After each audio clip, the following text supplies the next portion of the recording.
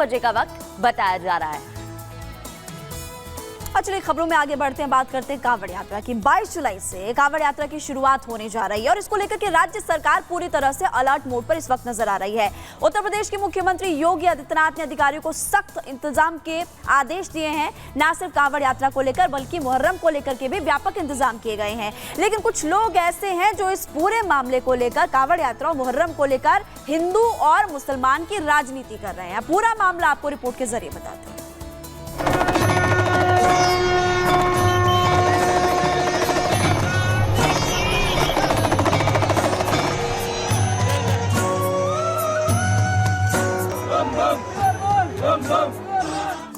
हिंदू धर्म में सावन के महीने का सर्वाधिक महत्व है।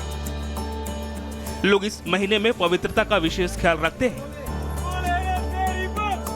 साधु संतों के लिए सावन का महीना जहां शिव की विशेष आराधना का होता है, तो वहीं सावन के महीने में गृहस्थ भी बड़ी संख्या में पूरे प्रदेश से हरिद्वार ऋषिकेश आते हैं और फिर यहां से गंगा का पवित्र जल लेकर पूरे महीने अपने आराध्य भगवान शिव को जल चढ़ाते हैं। लाखों लाख श्रद्धालुओं की इसी भावना को देखते हुए यूपी में कांवड़ियों के लिए विशेष व्यवस्था होती है। खासकर यूपी के सीएम योगी आदित्यनाथ कांवड़ यात्रा को लेकर खुद भी बहुत एक्टिव रहते हैं। इस बार भी ऐसा ही हो रहा है। सावन 21 जुलाई से शुरू हो रहा है, लिहाजा सीएम योगी ने यूपी के तमाम जिलों के डीएम, कमिश्नर और एसपी को कांवड़ यात्रा को लेकर जरूरी दिशा निर्देश दिए हैं। सीएम योगी के सख्त निर्देश है कि कांवड़ यात्रा के रूट पर हमेशा की तरह इस बार भी सुरक्षा के विशेष इंतजाम होने चाहिए और साथ ही कांवड़ियों को हर जरूरी सुविधाएं मिलनी चाहिए। लेकिन एक तरफ जहां सीएम योगी यूपी में कांवड़ियों के लिए विशेष सुविधा के इंतजाम में लगे हैं, तो वहीं दूसरी तरफ विपक्ष के नेताओं ने इस मुद्दे पर राजनीति शुरू कर दी है। सपा ने हमेशा की तरह इस बार भी अपनी राजनीति चमकाने के लिए धर्म विशेष की आड़ ले ली है और सावन में मीट मछली बेचने वालों की तरफदारी में ओछी दलील देनी शुरू कर दी है। दरअसल सपा नेता का गुस्सा देवरिया में हिंदू श्रद्धालुओं की मांग पर फूटा है, जिसकी आवाज बनकर सामने आए हैं बीजेपी के विधायक डॉक्टर शलभमणि त्रिपाठी, जिन्होंने सावन के महीने में देवरिया रेलवे स्टेशन के बाहर मौजूद मीट और मछली की मंडी को बंद कराने को लेकर देवरिया प्रशासन को अल्टीमेटम दिया है और कहा है अगर सावन मास के पहले जिला प्रशासन यहां से मीट और मछली की मंडी नहीं हटाई तो वो खुद सड़कों पर उतरेंगे। जिसके बाद समाजवादी पार्टी के नेता मनीष सिंह फौरन सियासी मौका भुनाने के लिए मुस्लिमों की हिमायती बनकर इस मामले में कूद पड़े और बीजेपी नेता को समरसता का पाठ पढ़ाने लगे। मैंने भी जिलाधिकारी महोदय को पत्र लिखा है और मैंने उस पत्र में मांग किया है कि देवरिया की समरसता और समाज की एकता और अखंडता को बचाया जाए और श्री शलभमणि ने जो मांग किया है पत्र के माध्यम से जिला प्रशासन से, उस पर कोई भी विचार न किया जाए। मछली हाट जो बाजार है वो दशकों से लगता आ रहा है और ये तो जिम्मेदारी नगरपालिका की बनती है। श्रावण मास शुरू हो रहा है, हम सभी के लिए आस्था का बहुत बड़ा एक केंद्र होता है, आस्था का बहुत बड़ा एक महीना होता है। तो मैंने जिला प्रशासन को कहा है कि श्रावण मास प्रारंभ होने के पहले जितनी अवैध मांस की दुकानें चल रही हैं, जितने अवैध बूचड़खाने चल रहे हैं शहर के भीतर और रेलवे स्टेशन रोड के बाहर, उसको तत्काल बंद किया जाए। और अगर नहीं करते हैं तो मैं भी स्वयं मुआयना करने निकलूंगा और अगर नहीं बंद होती हैं ऐसी दुकानें तो मैं खुद भी निकल के ऐसी दुकानों को बंद कराऊंगा। हैरानी ये है कि एक तरफ जहां यूपी के सीएम सामाजिक सौहार्द और समरसता बनाए रखने के लिए हर जरूरी प्रयास करते नजर आते हैं, वो प्रशासन को ईद से लेकर मुहर्रम में पूरी व्यवस्था बनाए रखने के निर्देश देते नजर आते हैं। तो वहीं सावन के एक महीने में पूरा विपक्ष समरसता की दुहाई देकर देश की बड़ी आबादी का हक मारने के लिए एकजुट हो जाता है और इस बार मोर्चा संभाला है सपा ने। ऐसे में देखना होगा कि सियासी रोटियां सेकने में लगे विपक्ष की ये वोट बैंक वाली राजनीति आगे क्या रंग लाती है। Bureau report, Republic Bharat. तो रिपोर्ट में हमने आपको दिखाया कि सावन से पहले सियासी शोर भी अब सुनाई दे रहा है। ग्राफिक्स के जरिए आपको बताते हैं कि आखिर पूरा मामला है क्या। कांवड़ यात्रा शुरू और वोट बैंक सियासत भी शुरू। एक तरफ कांवड़ यात्रा की शुरुआत तो सियासत भी देखने को मिल रही है। बीजेपी ने पवित्रता का हवाला दिया है कि भाई पवित्र त्योहार है।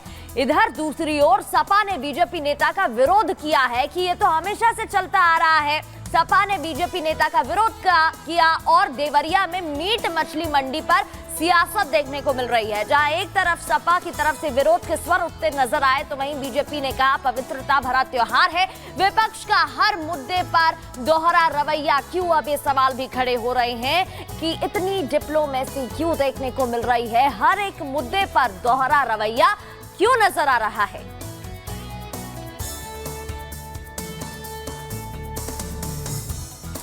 और देखिए आगे बढ़ते हैं और अब बात करते हैं शुभ आशीर्वाद की। जियो वर्ल्ड सेंटर में शुभ आशीर्वाद फंक्शन कल हुआ, जिसमें तमाम मेहमान पहुंचे थे, लेकिन सुर्खियों की जो तस्वीरें थी वो आपको जरूर दिखाएंगे। और प्रधानमंत्री मोदी भी इस फंक्शन में पहुंचे।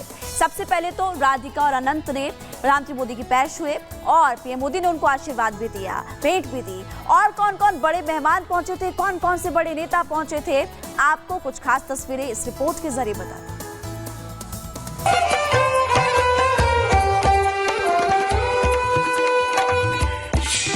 दुनिया बे कहंदी बंगले बैके सोनिया मैं कहना गोरिए ना ना ना ना ना गोरिए ओ कुड़ी मैनू कहंदी मैनू जुत्ती लै दे सोनिया मैं कहना गोरिए।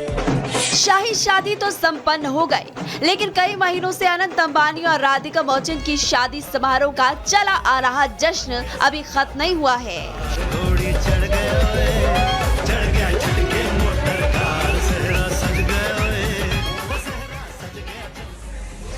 12 जुलाई को देर रात अनंत अंबानी ने राधिका मर्चेंट के साथ 7 फेरे लिए, जिसमें देश और विदेश के सारे क्षेत्रों के दिग्गज एक छत के नीचे नजर आए। ऐश्वर्य और विलास के सबसे बड़े जश्न की इन तस्वीरों को जिसने भी देखा वो बस देखता ही रह गया।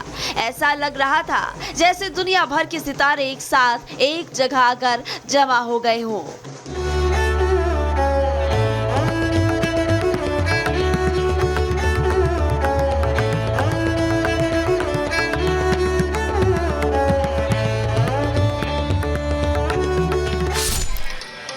वहीं शादी के बाद शनिवार को इस जोड़े का शुभ आशीर्वाद फंक्शन हुआ।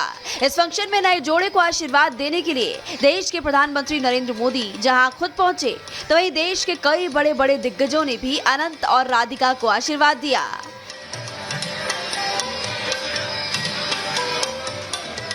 12 जुलाई को मुंबई में फिल्मी जगत के सितारों से लेकर राजनीतिक दिग्गज इस शाही शादी के गवाह बने। क्या नेता, क्या अभिनेता, सभी ने अनंत राधिका की शादी में 4 चांद लगाए। किसी ने अपनी जादुई अंदाज में महफिल लूटी, तो कईयों के कातिलाना अंदाज पर मेहमान झूमते नजर आए। हालांकि मेजबान ऐसे थे कि बड़े बड़े दिग्गज भी यहाँ बिना किसी नखरे के नजर आए और अनंत और राधिका की शादी एंजॉय करते हुए दिखाई दिए। लेकिन शादी के अगले रोज शुभ आशीर्वाद का फंक्शन थोड़ा अलग रंगों में सराबोर दिखा। जहां कई विदेशी मेहमान शादी के बाद वापस जा चुके थे, तो वहीं पर फिल्मी सितारों से लेकर खेल जगत की हस्तियां इस समारोह में पूरे रंग में दिखे। सारा अली खान, रामचरण, मानुषी चिल्लर, रजनीकांत, सचिन तेंदुलकर, सानिया मिर्जा, खली, अमिताभ बच्चन, सभी अंबानी परिवार के इस खास समारोह में शामिल हुए। भारतीय क्रिकेट टीम के पूर्व कप्तान महेंद्र सिंह धोनी भी अपनी पत्नी साक्षी और बेटी के साथ इस खास समारोह में शामिल हुए। तो वहीं पर गेस्ट लिस्ट में धार्मिक क्षेत्र के भी कई धर्मगुरुओं का यहां पर आगमन हुआ। बागेश्वर धाम के पंडित धीरेन्द्र कृष्ण शास्त्री, स्वामी अवधेशानंद गिरी भी शुभ आशीर्वाद समारोह में अनंत राधिका को आशीर्वाद देने के लिए मुंबई पहुंचे। इसमें कोई शक नहीं कि अनंत अंबानी और राधिका मर्चेंट के शुभ आशीर्वाद समारोह का एक एक नजारा देखने लायक था। लेकिन एक दिन पहले शादी में शाही इंतजाम का आनंद उठा चुके गेस्ट के लिए मुंबई के जियो वर्ल्ड सेंटर में आशीर्वाद समारोह के इंतजाम थोड़े अलग थे। काशी थीम पर की गई इस शादी में काशी की संस्कृति में शामिल पान और लस्सी का स्पेशल स्टॉल्स भी लगाए गए थे। अनंत राधिका की शादी में दुनिया के हर क्षेत्र के दिग्गजों ने हिस्सा लिया था, फिर चाहे देश विदेश